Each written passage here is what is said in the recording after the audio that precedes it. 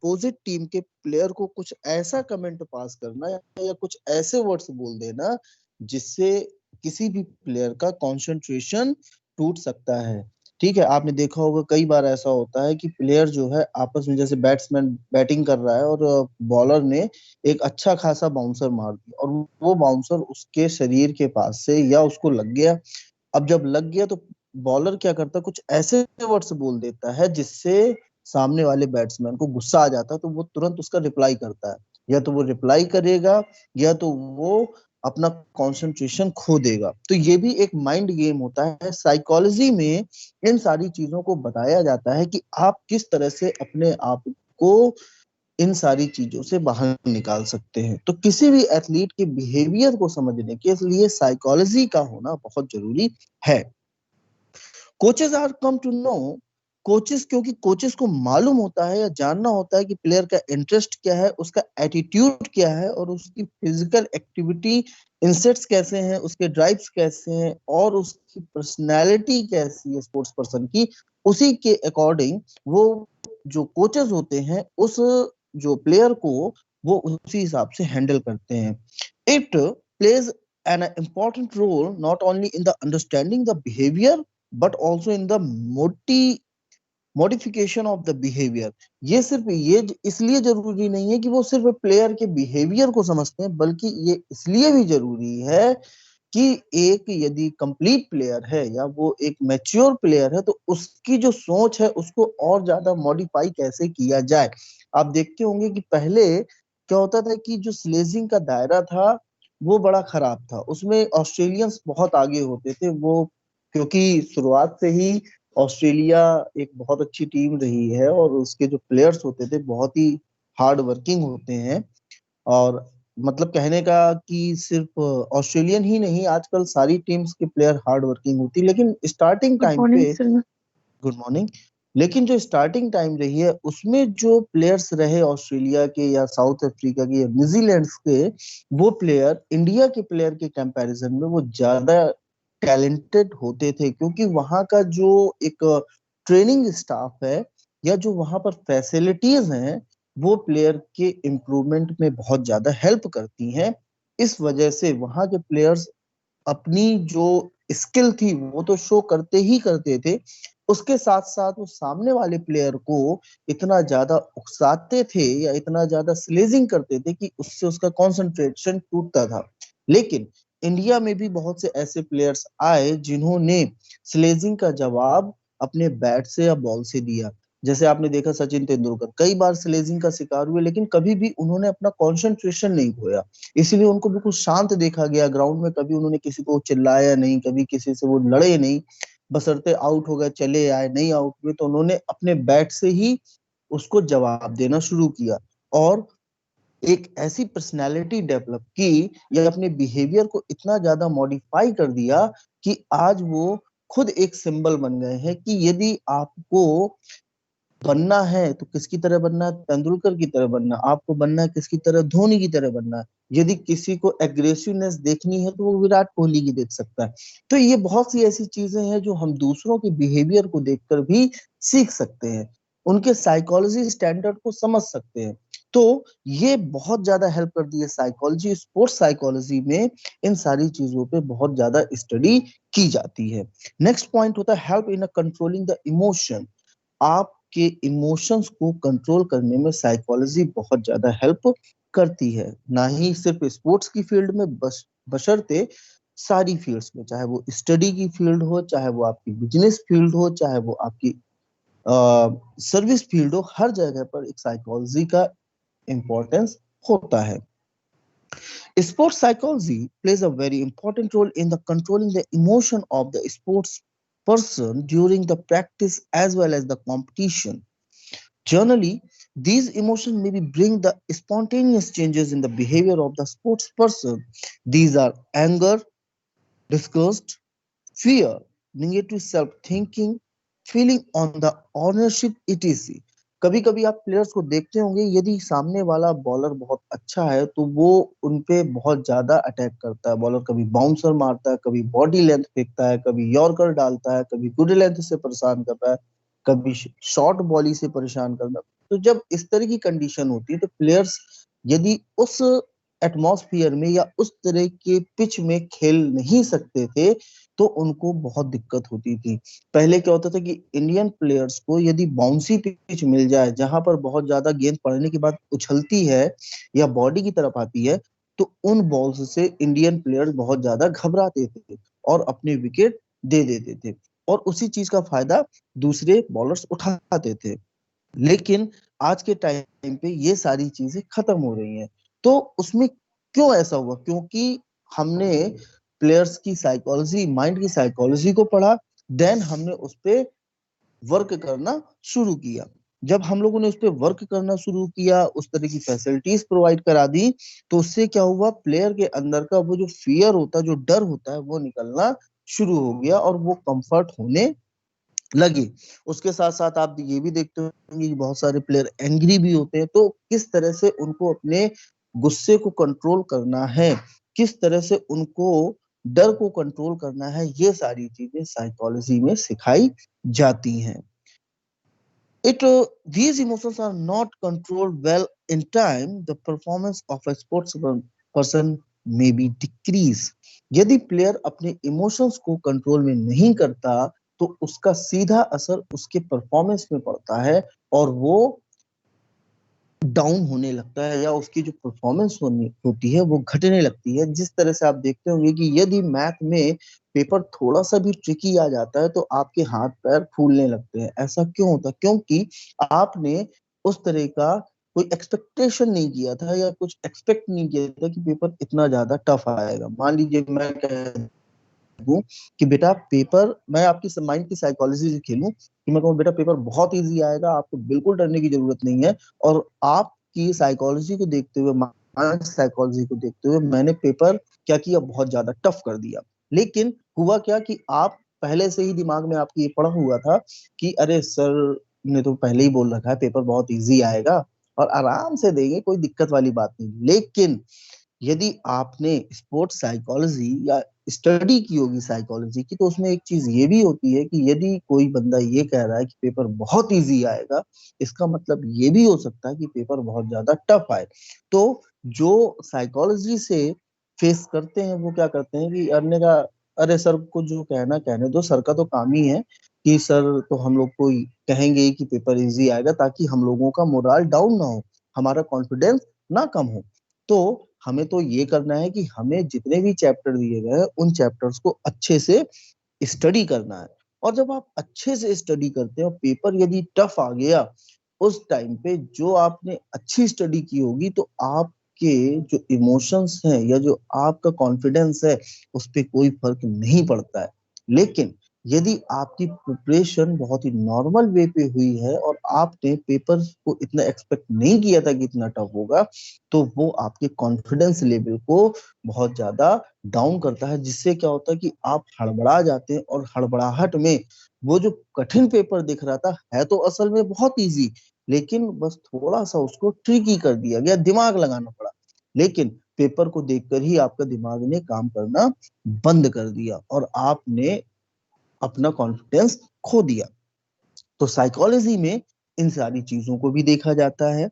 Then sports psychology plays a vital role at such in a juncture. It helps in the balancing the arousal of the emotion which are the further improves the performance.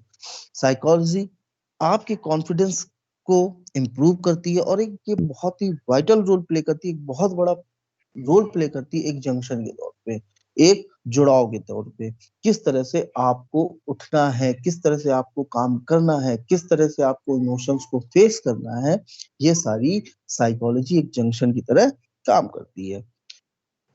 और आपके emotions को कैसे balance करना है वो भी आप psychology में पढ़ते हैं।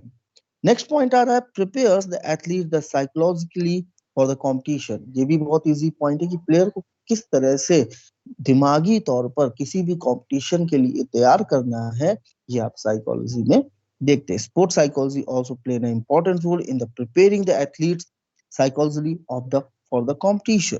In fact, it has become a trend to give the psychological tips the athlete, team, players before and after the competition. कभी भी ड्यूरिंग द कंपटीशन कोई बात नहीं की जाती, हमेशा कंपटीशन के पहले और कंपटीशन के बाद इन दो टाइम पर ही हम उन चीजों को डिस्कस करते हैं। क्योंकि जब आप कंपटीशन के पहले जाते हैं तो आप वेल प्रिपेयर होते हैं और कोचेस आपको सही एडवाइस करते हैं। लेकिन ड्यूरिंग द कंपटीशन आपसे क्या मिस्टेक हुई, आपने क्या अच्छा किया या आपको कितना और इम्प्रूव करना चाहिए था, उस पे हम कंपटीशन के बाद डिस्कस करते हैं। That is why sports psychologist services are required for a national level or a international level teams. इसीलिए जो साइकोलॉजिस्ट होते हैं आज के टाइम पे, एक साइकोलॉजिस्ट हर टीम पे जुड़ा होता है और एक बहुत ही इम्पोर्टेंट वैकेंसी होती है, या बहुत ही इम्पोर्टेंट ये पोस्ट होती है जो आज आपको नेशनल इंटरनेशनल टीम्स में देखने को मिलती है।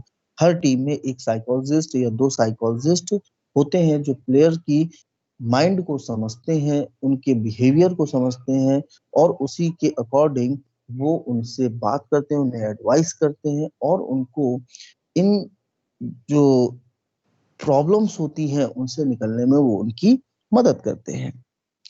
दे create the will power to win in the player, और वो प्लेयर के अंदर ऐसी भावना लाने की कोशिश करते हैं जिससे उनके अंदर एक जीतने का जज्बा आए। नेक्स्ट है support emotional needs to the sports person. कभी कभी हम लोग इमोशनल हो जाते हैं, लेकिन ये भी बहुत जरूरी है प्लेयर के अंदर कि उसे इमोशनलेस भी नहीं होना चाहिए।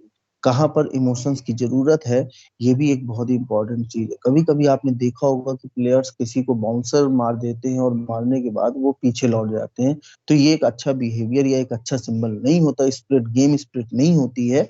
तो साइकोलॉजी हमें ये भी सिखाती है यदि आपसे कोई मिस्टेक हो रही है या किसी और से कोई मिस्टेक हो गई है तो आप अपने इमोशंस को कंट्रोल करें और कहाँ पर किस इमोशन की जरूरत है वहां पर आप उस इमोशन का यूज करें, क्योंकि इमोशन हमारे कंट्रोल पे नहीं होते हैं, लेकिन साइकोलॉजिस्ट आपको ये सिखाते हैं कि आप किस टाइम पर अपने इमोशन को कंट्रोल कर सकते हैं। Stress, tension and the anxiety are the natural during the practice period and the competition of the tournament. जो आपकी एंजाइटी है, जो टेंशन है, जो स्ट्रेस है, ये नेचुरल होते हैं, इन पे किसी का जोर नहीं होता, इस पे किसी का कंट्रोल नहीं होता। जो आपको कब होते हैं, या तो आप प्रैक्टिस पे होते हैं या किसी कंपटीशन पे होते हैं।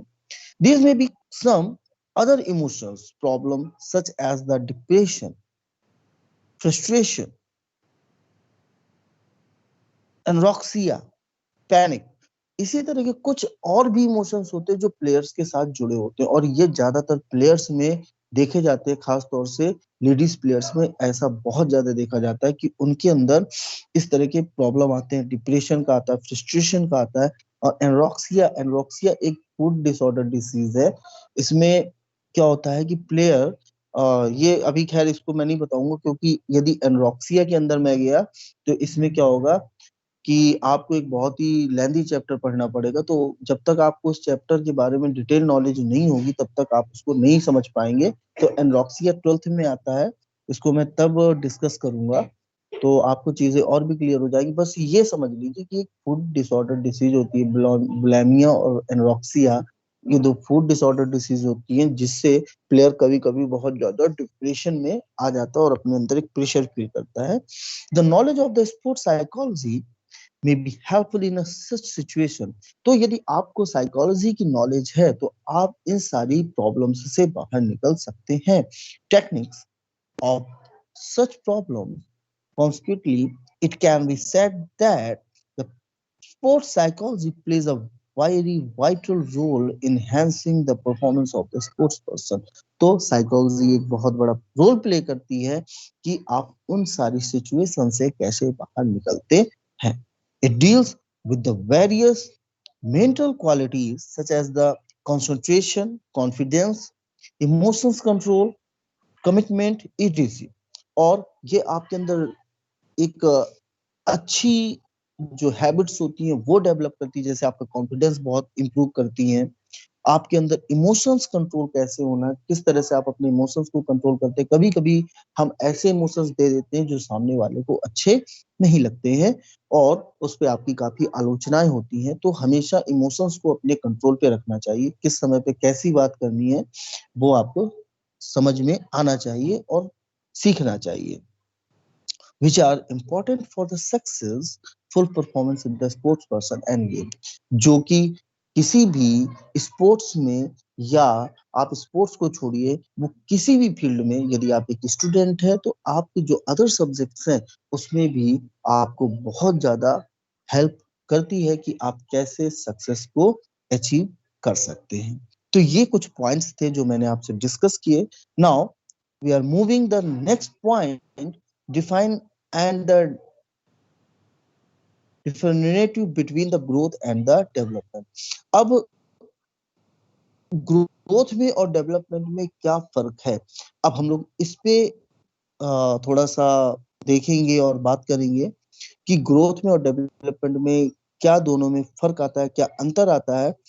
तो पहले, the main M of the physical education in the holistic development of a individual, जो फिजिकल एजुकेशन का सबसे बड़ा रोल है वो है कि आप किसी भी प्लेयर का या किसी भी इंडिविजुअल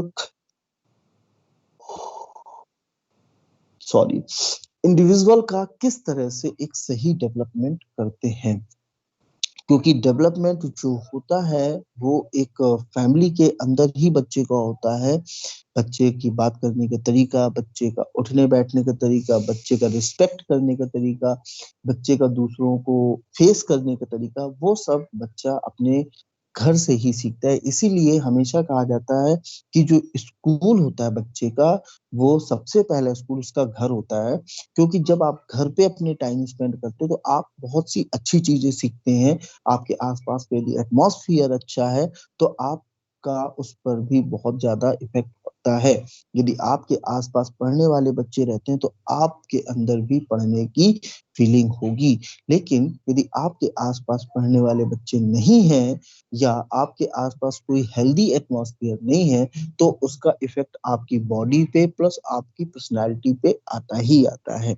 इसलिए कहा जाता है कि the home is the first school of a child. इसीलिए कहा जाता है कि जो घर होता है वो उसका परिवार का पहली पाठशाला होती है। लेकिन फिजिकल एजुकेशन में जो मेन एम होता है वो होता है कि बच्चे का किस तरह से ऑल अराउंड डेवलपमेंट किया जाए। So the growth and the development of the human being is truly important in the physical education. इसीलिए जो ग्रोथ है और डेवलपमेंट है वो किसी भी मानव के लिए बहुत ही इंपॉर्टेंट रोल रखता है कि वो किस तरह से अपने आप को ग्रो कर रहा है। Without systematic planning the aim of the physical education can be achieved. यदि आपने अपनी लाइफ में एक सिस्टमैटिक प्लानिंग नहीं की, ये सिर्फ फिजिकल एजुकेशन की बात नहीं है, इसको आप ऑल अराउंड सोच कर चलिए। यदि आपने किसी भी चीज की प्रॉपर प्लानिंग नहीं की तो आपकी पर्सनैलिटी के डेवलपमेंट में और ग्रोथ में या आपकी फिजिकल डेवलपमेंट और ग्रोथ में बहुत ज्यादा प्रॉब्लम आती है। For this purpose we will have to acquire the knowledge of growth and the development। इसलिए जो इसका पर्पस है वो ये है कि किस तरह से, कब किसकी कैसी ग्रोथ होनी है, कैसा डेवलपमेंट होना है, उसकी जानकारी होना बहुत जरूरी है। Those who are engaged in the field of physical education, जो लोग फिजिकल एजुकेशन की फील्ड में इंगेज हैं, should have to vast knowledge of growth and the development of the individual। उनको बहुत ज्यादा जरूरत है या बहुत ज्यादा उनको जानकारी होना चाहिए ग्रोथ और डेवलपमेंट के बारे में। If they do not have the sufficient knowledge, यदि वो बहुत ही ज्यादा पर्याप्त या अच्छी खासी नॉलेज नहीं रखते हैं regarding the persons of growth and the development of human being, यदि वो किसी भी प्लेयर्स की या किसी इंडिविजुअल स्टूडेंट की ग्रोथ और डेवलपमेंट की पर्याप्त सफिशिएंट नॉलेज नहीं रखते हैं, तो they can not come to know about the physical mental and the social emotional development of their student. तो वो अपने बच्चे की फिजिकल, मेंटल, सोशल और लास्ट क्या इमोशनल डेवलपमेंट को करने में प्रॉब्लम फेस करते हैं।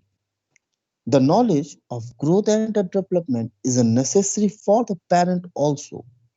अभी तक बात फिजिकल एजुकेशन की हो रही थी, लेकिन अब बात आपके घर की भी हो रही है कि ये एक गार्जियन के लिए भी बहुत जरूरी है, पेरेंट्स के लिए भी बहुत जरूरी है कि वो ग्रोथ को और डेवलपमेंट को समझे, क्योंकि आजकल गार्जियन ग्रोथ को समझते हैं, डेवलपमेंट को नहीं समझते। 99% गार्जियन सिर्फ ग्रोथ पे फोकस करते हैं, डेवलपमेंट पे फोकस नहीं करते हैं। तो इसीलिए आज के समाज में जो बच्चे आ रहे हैं उनके अंदर सामने वाले को रिस्पेक्ट देने की बिल्कुल भी क्या नहीं है, चाहत नहीं है। हम देखते हैं, हमें कहना तो नहीं चाहिए, लेकिन हम लोगों को देख के थोड़ा सा दुख होता है, कभी कभी अच्छा नहीं लगता है, लेकिन फिर भी हम लोग ये पॉइंट को डिस्कस कर सकते हैं। हम देखते हैं, स्कूल में भी देखते हैं, बाहर भी देखते हैं। एक हम लोग का टाइम होता था, यदि आप मेरी आवाज आप लोग सुन रहे हो तो एक बार बोल दीजिए कि हाँ सर आपकी आवाज आ रही है। यस यस सर, आ सर, आ रही रही है। ओके यस सर, आ रही है आपकी voice. Okay, thank you thank you thank you बेटा। तो देखिए, वैसे तो मुझे नहीं इस बारे में कहना चाहिए, लेकिन हाँ आज ऐसा टॉपिक आ गया कि उस पर हम लोग बात कर सकते हैं, क्योंकि देखिए आप लोग 9th से 10th में आए, 10th से 11th में आए, और आप एक टीन एज में हैं, आप एक ग्रोइंग एज में हैं, ठीक है। और जब आप ग्रोइंग एज में होते हैं तो आपका जो इंटेलेक्चुअल पावर होता है, जो आपकी इंटेलिजेंसी होती है, वो बहुत हाई पीक पे होती है, ठीक है। तो जब आप हाई पीक पे होते हैं तो आपके अंदर ये होता है कि मुझे सब कुछ आता है, लेकिन असल में ये एक लर्निंग एज है। इस एज को हम बोलते हैं लर्निंग एज। इस एज में जितना आपने सीख लिया, जितना आपने सामने वाले से गेन कर लिया, कंज्यूम कर लिया, वो आपकी फ्यूचर में, अपकमिंग फ्यूचर के लिए बहुत ज्यादा जरूरी होता है। इस टॉपिक पे कोई डिस्कस नहीं करता, सारे टीचर्स अपने टॉपिक पढ़ाते हैं, सब अपने सब्जेक्ट पढ़ाते हैं, लेकिन यदि आप फिजिकल एजुकेशन पढ़ रहे हैं और ये आपके लिए बहुत ही, मतलब मैं कह सकता हूँ प्रीसियस वर्ड्स मैं बोल रहा हूँ आपके लिए, कि इस टॉपिक पे किसी ने आपसे बात नहीं की होगी, या जो भी बात करते हैं वो उतना टाइम आपको नहीं दे पाते। तो मैं जो कहना चाहता था, मैं ये कहना चाहता था कि एक टाइम होता था, जब हम लोगों का टाइम होता तो कि हम लोगों के जो टीचर्स होते थे वो हम लोगों को पटक पटक के मारते थे। मतलब यदि हम लोगों ने किसी के बाल भी खींच दिए या किसी की तरफ हम लोगों ने कागज भी फेंक दिया, तो हम लोग के टीचर हम लोगों को मार के बिल्कुल डंडी कर देते थे। कहने का मतलब बिल्कुल हेड टू टेल, मतलब सर से लेके पैर तक इतना मार के सुझा देते थे कि हम लोग की नेक्स्ट टाइम पर हिम्मत नहीं पड़ती थी। तो क्या उसका मतलब ये है कि वो टीचर हम हमसे दुश्मनी करते हैं? क्या ये है कि वो टीचर हमसे नफरत करते हैं? नहीं, वो टीचर हमारा डेवलपमेंट करना चाहते हैं। ग्रोथ तो हमारी हो ही रही है, ग्रोथ तो हम कर ही रहे हैं, पढ़ तो हम रहे ही हैं, लेकिन उसके साथ साथ वो हमारा डेवलपमेंट चाहते हैं, क्योंकि वो हमको समाज में एक सही स्थान दिलाना चाहते हैं। वो चाहते थे कि हमारे बच्चे, जो हमारे पढ़े बच्चे हैं, वो आगे बढ़े। तो जब बच्चे पढ़ के निकलते थे तो वो शान से कह सकते थे, दे आर फीलिंग प्राउड कि इस बच्चे को मैंने पढ़ाया और आज ये बच्चा एक आईएएस है, एक पीसीएस है, एक डॉक्टर है, एक इंजीनियर है। लेकिन आज का जो गार्जियन है, आज के गार्जियन बस क्या करते हैं कि बच्चों का फिजिकल डेवलपमेंट तो हो रहा है, लेकिन बच्चे को बिल्कुल भी सोशल डेवलपमेंट नहीं देते। बड़ों से कैसे बात करनी है बच्चों को नहीं आती, बड़ों को कैसे रिस्पेक्ट देना है बच्चों को नहीं आता, किससे किस समय पर कैसा बोलना है बच्चों को नहीं आता। फ्रैंकनेस एक अलग चीज है, मॉडर्ननेस, मॉडर्न होना एक अलग बात है, ठीक है। आप अपने विचारों से मॉडर्न, आप अपने पहनावे से मॉडर्न होइए, लेकिन पहनावे का मतलब ये नहीं होता कि आप फूहड़ कपड़े पहने। पहनावे का मतलब होता है कि कपड़े वो पहने जाएं जो आपकी बॉडी को सूट करे और आपको कंफर्ट दें। लेकिन आज चलन दूसरा है, आज हम उतने इतने तंग कपड़े पहनते हैं कि हम खुद भी बैठ नहीं पाते, लेकिन फिर भी हम उसको पहनते हैं और हम उसे फैशन मानते हैं। ये तो हो गया पहला पॉइंट। दूसरा पॉइंट, यदि डेवलपमेंट पे की जाए बात, तो मैं जब पुराने बातों को दोहरा रहा था कि जब हमारे टीचर्स होते तो वो हम लोग को मार के बिल्कुल अंग्रेजी का 3 बना देते। क्यों? क्योंकि वो हमारा डेवलपमेंट चाहते थे। आज टीचर क्या कहता है? कहता तुम्हें पढ़ना है पढ़ो, नहीं पढ़ना है मत पढ़ो। ठीक है, मेरा काम है पढ़ाना, तुम्हारा काम है पढ़ना। यदि पढ़ना चाहो तो ठीक है, नहीं तो मेरी कोई रिस्पॉन्सिबिलिटी। आज कोई रिस्पॉन्सिबिलिटी नहीं लेना चाहता। उसका रीजन ये है, टेलीविजन, मोबाइल्स। हम लोग जो आज मोबाइल्स में देख रहे हैं, जो हम लोग टेलीविजन पे देख रहे हैं, लेकिन देखना एक अलग चीज है, लेकिन उसको एक्सेप्ट करना या उसको सीखना एक अलग चीज है। आज हम उन चीजों को सीख रहे हैं जो हमारी लाइफ के लिए बिल्कुल भी जरूरी नहीं है। हम उन चीजों को मिस कर रहे हैं जो हमारी लाइफ के लिए बहुत जरूरी है। हमारे टीचर्स हम लोग के सामने से निकलते थे, यदि हमारी निगाह बस पड़ गई, यदि वो हमसे 10 मीटर दूर है, 20 मीटर दूर है, तो हम लोग अपनी तरफ, अरे यार वो फलाने सर जा रहे हैं, और हम लोग दौड़ के उनके पास पहुंच जाते थे और उनको झुक कर पैर छूते थे। हम लोग की परंपरा होती थी पैर छूना। आज भी वो हमारी परंपरा है। लेकिन आज क्या है कि यदि आप 9th से 10th में पहुंच गए, 10th से 11th में पहुंच गए, और सामने आपके टीचर्स बैठे हैं, भले ही वो आपको ना पढ़ाते हो, लेकिन आखिर टीचर टीचर होता है, और आप ऐसे सामने से रिएक्ट करते हैं जैसे आप जानते ही नहीं हैं। आप ऐसा रिएक्ट करते हैं कि आप बड़े ही इंटेलिजेंट हैं, आप बहुत पढ़े लिखे हैं, आपसे बड़ा कोई फैशनेबल इंसान कोई नहीं है, और आप बिल्कुल सामने मुंह फेरते हुए निकल जाते हैं। तो क्या वो चीजें हम लोगों को नहीं लगती? बिल्कुल लगती हैं। लेकिन हम लोग नहीं बोलते। क्यों नहीं बोलते? क्योंकि हम लोग उन चीजों को फेस कर चुके हैं। हम जानते हैं कि ठीक है, आपकी लाइफ है, आप कैसे भी जीना चाहो, अच्छी चीज है, आपकी चीज है।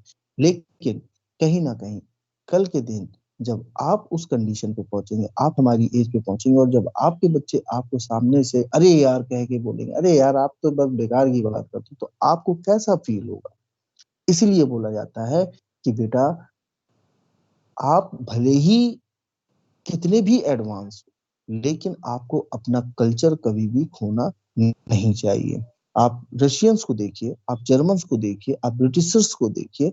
हम लोग जरूर वेस्टर्न कल्चर फॉलो करते हैं, लेकिन वो अपने कल्चर को कभी कंप्रोमाइज नहीं करते।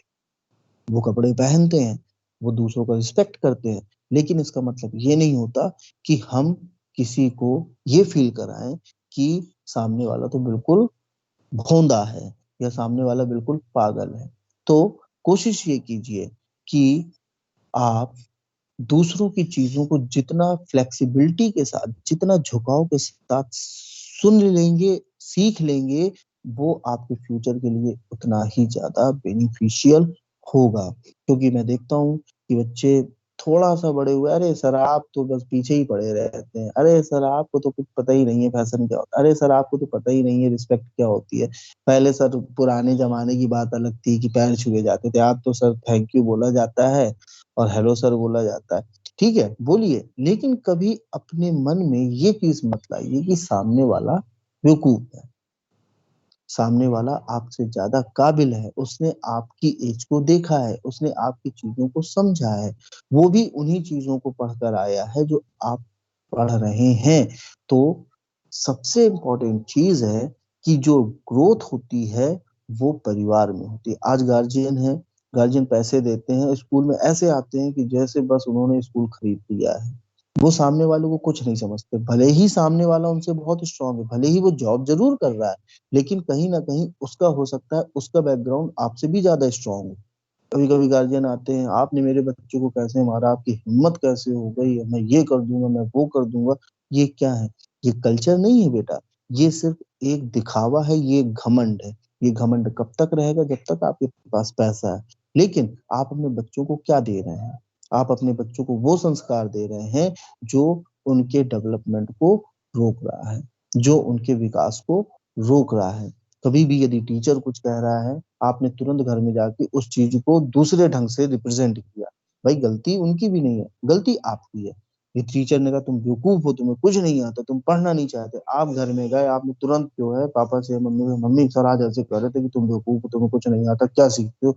लेकिन आपने उसमें और ज्यादा गरम मसाला, मिर्चा, नमक और सारा जितना स्पाइसेस होता है उतना और लगा के प्रेजेंट कर दिया, रिप्रेजेंट कर दिया। गार्जियन चले आ रहे हैं बिल्कुल आग बबूला हुए।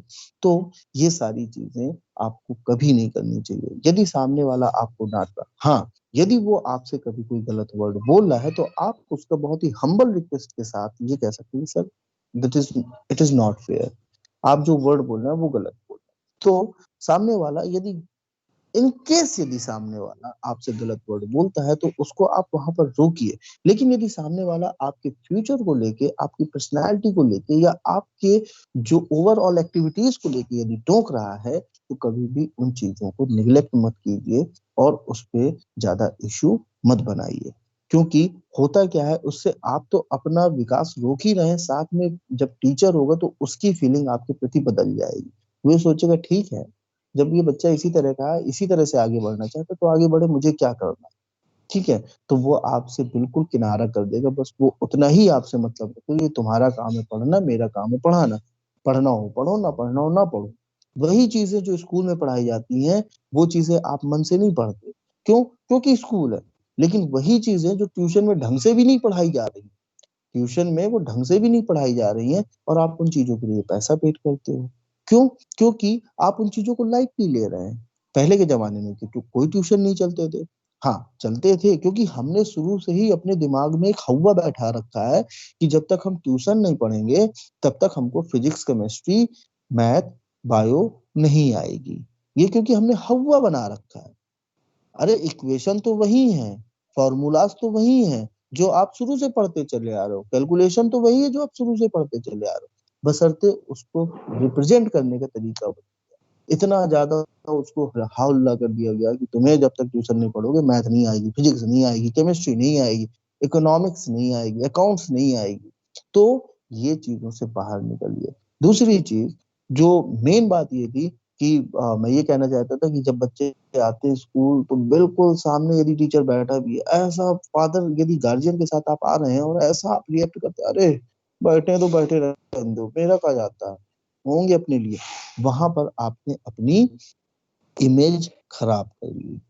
यदि सामने आपके टीचर पढ़ते हैं, भले ही वो आपके सब्जेक्ट पे हो ना हो, लेकिन आप यदि गुड मॉर्निंग सर बोल रहे हैं, जरूरी नहीं कि आप दंडवत प्रणाम कीजिए, पैर छूइए, लेकिन कम से कम आप उनको रिस्पेक्ट तो दे सकते हैं। तो ये चीज होती है बेटा डेवलपमेंट, नॉट ग्रोथ। अब हम लोग बात करेंगे कि डेफिनेशन क्या है डेवलपमेंट की और ग्रोथ की। यदि भाई किसी को मेरी बात खराब लगी हो या आपको ऐसा लगता है कि मैंने कोई गलत बात कही है तो उसके लिए दूंगा आप लोगों को। क्योंकि कहीं ना कहीं मुझे ऐसा लगता है भाई हम लोग तो पुरानी विचार है, जरूर मॉडर्नाइज, हम बहुत फ्रेंडली टीचर हैं इस मामले में और हमें पसंद है बच्चों से टॉक करना। लेकिन यदि आपको लगता है कि भाई सर ने गलत बोला है या सर जो बोल रहे हैं वो गलत बोल रहे हैं 1% भी, तो उसके लिए मैं आप लोगों से सॉरी बोलूंगा। लेकिन जो एक समझाने की बात थी वो मैंने आपको समझाने की कोशिश की है। कभी भी टीचर यदि कुछ पूछ रहा है तो उसका रिस्पॉन्स कीजिए, उसको रिस्पॉन्ड कीजिए कि यस सर ऐसी बात है। यदि वो पूछ रहा है कि if you have any doubt और अ प्रॉब्लम तो आप बोल सकते हैं नो सर, हो गया, दैट्स इट, क्लियर है। तो टीचर के अंदर भी आ गया हाँ इसको क्लियर है, कोई प्रॉब्लम नहीं। लेकिन आप जब बोलते नहीं है तो ये एक डिसमैनर होता है, ये डेवलपमेंट नहीं है। तो चीजों को मैंने दोनों चीजें आपको समझाने की कोशिश की है। एक तो वो एक पर्सनल इश्यूज पे भी बात हो गई। अब इसके साथ साथ डेफिनेशन आती है ग्रोथ की और डेवलपमेंट। जनरली अब देखिए यहाँ से आपको सारी चीजें क्लियर समझ में आएंगी। Generally growth and the development are used as a synonym. वैसे तो एक सिनोनिम की तरह ग्रोथ को और डेवलपमेंट को देखा जाता है। जहां पर भी ग्रोथ आएगी आप तुरंत सिनोनिम में डेवलपमेंट कर देंगे। But if you try to understand the meaning of the growth and the development, लेकिन यदि आप कोशिश कर रहे हैं मीनिंग को समझने की, ग्रोथ की और डेवलपमेंट की, तो इसमें बहुत डिफरेंस है। We come to know that there is a hardly any specific differences. As a matter of fact, go growth means the growth of physical organ. जो ग्रोथ होती है वो आपकी फिजिकल ऑर्गन पे होती है। ठीक है, हमेशा ये बात अपने दिमाग में बैठा लीजिए। कभी कभी मैं इस तरह की चीजें आपसे पूछता हूँ कि बेटा what is the difference between the growth and the development, या what is the meaning of the strength and the endurance. देखिए स्ट्रेंथ भी वही चीज है, एंड्योरेंस भी वही चीज है, लेकिन स्ट्रेंथ का मीनिंग अलग है, एंड्योरेंस का मीनिंग अलग है। लेकिन आप एक साइनोनिम की तरह उसको यूज करते हैं। तो यहाँ पर समझिए कि जो ग्रोथ है और डेवलपमेंट है, मीनिंग तो सेम है, लेकिन इनके मीनिंग के अंदर भी बहुत सारा डिफरेंस है। क्या? कि जो ग्रोथ होती है वो आपके फिजिकल ऑर्गन की होती है, जब एंड थोड़ा सा मैं आपको पढ़ के बताना चाहूंगा। As a matter of fact, growth means the growth of physical organ where it is the shape, size, height और अ वेट। जहां पर हम किसी भी ऑर्गन के शेप, साइज, हाइट और वेट का जो है स्टडी करते हैं। जबकि development, whereas the development has the detailed meaning, जबकि डेवलपमेंट की बहुत ही डिटेल्ड मीनिंग है, बहुत ही बड़ा एक चैप्टर है डिटेल्ड का, डेवलपमेंट का। In fact, growth is a part of development. देखिए, अब उसने पूरी चीज एक लाइन में खत्म कर दी। The growth is the part of development. जो ग्रोथ होती है वो आपके डेवलपमेंट का ही एक छोटा सा पार्ट है। Development means not only growth. Development का मतलब सिर्फ ग्रोथ ही नहीं है, but it is something more than that. जबकि ये उससे भी कहीं ज्यादा है। एक हॉर्लक आए हैं, एक डेफिनेशन आए हैं, या एक आप ये कह सकते हैं राइटर हैं जिन्होंने एक डेफिनेशन दी है। Development is not limited to growing long, in instead it consists of a progressive series of the changes of the orderly congruent type of the towards to goal of the maturity। देखिए, यदि आप इस definition के according चलेंगे तो चीजें थोड़ी सी tricky लगेंगी, लेकिन यदि आप उसे एक सिंपल वे पे समझने की कोशिश करें, क्योंकि जो डेफिनेशंस होती हैं वो वर्ड टू वर्ड उनको लिखना पड़ता है, लेकिन यदि आप अपने दिमाग में एक सीधी सी चीजें बैठा लें कि जो मैच्योर एज में जो आप सारी चीजें सीखते हैं, आप तो लोगों का रिस्पेक्ट करना, लोगों से कैसे बात करनी है, लोगों को कैसे फेस करना है, लोगों के सामने आपको अपने आप को कैसे रिप्रेजेंट करना है, ये सारी चीजें आपकी डेवलपमेंट के अंदर आती हैं। जबकि ग्रोथ के अंदर आप सिर्फ फिजिकल वैल्यूज को ही एडिट करते हैं या उन पे ही स्टडी करते हैं। तो आई थिंक आज के लिए इतना ही रखते हैं, क्योंकि टाइम भी लगभग अब होने ही वाला है। नेक्स्ट टाइम पे मैं आपको इस डेफिनेशन का पूरा मीनिंग बताऊंगा, पूरी चीजें समझाऊंगा और आगे continue. And once again, I'm sorry if you're feeling hurt to my words. Okay, so now time is over. Thank you very much Thank for you. listening No, me. sir. Thank you, sir. Thank you, sir. Sir Thank you, sir. Thank you, sir. Thank you sir. अगर Welcome to all of you. Sir file कब submit करें, unit test के बाद? क्या बेटा?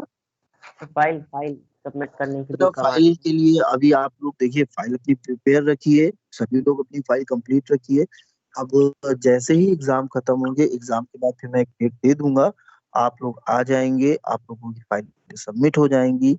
उसके बाद फिर मैं आगे का मतलब ये मेरा एक प्लान है। अभी थोड़ा सा क्योंकि बिजी शेड्यूल है, अभी आपके प्री बोर्ड चल रहे हैं, प्री बोर्ड के बाद फिर हम लोग कॉपी करेक्शन में लग जाएंगे। तो अभी आप लोग बिल्कुल भी टेंशन मत लीजिए, जब भी कोई ऐसी बात होगी बस अपनी फाइल आइल आप अपनी मेंटेन रखिए, बाकी जब भी होगा आपको